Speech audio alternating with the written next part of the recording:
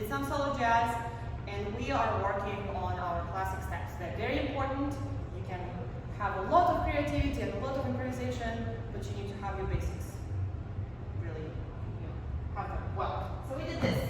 We did 1, 2, 3, 4, 5, 6, 7, 8. 1, 2, 3, 4, 5, 6, 7.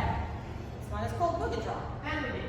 And 1, 2, 3, 4, 6, 7, 8. 1, 2, 3, 4, 5, 6, 7, 8.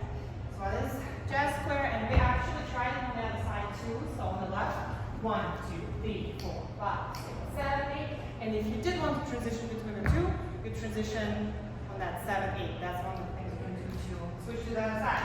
1, 2, 3, 5, 6, 7, 8. 2, 3, 5, 6, 7, 8. 1, you're on the other side.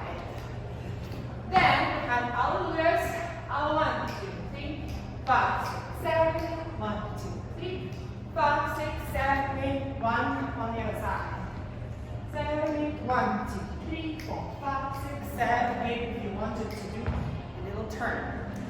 So those were the 3 moves that we learned, and then we did a lot of stuff with them. So we used those transitions, we switched between the sides. We first did them like 4 8 counts, but then we shrunk it to like 2 8 counts, 2 8 counts, 2 8 counts, and then just switching every 8 count and see what happens. So yeah, think about those transitions, see where your weight is so that the next thing maybe on the other side, and it's easier that way. So that's some of the stuff that you can kind of draw inspiration from. And that's what we did.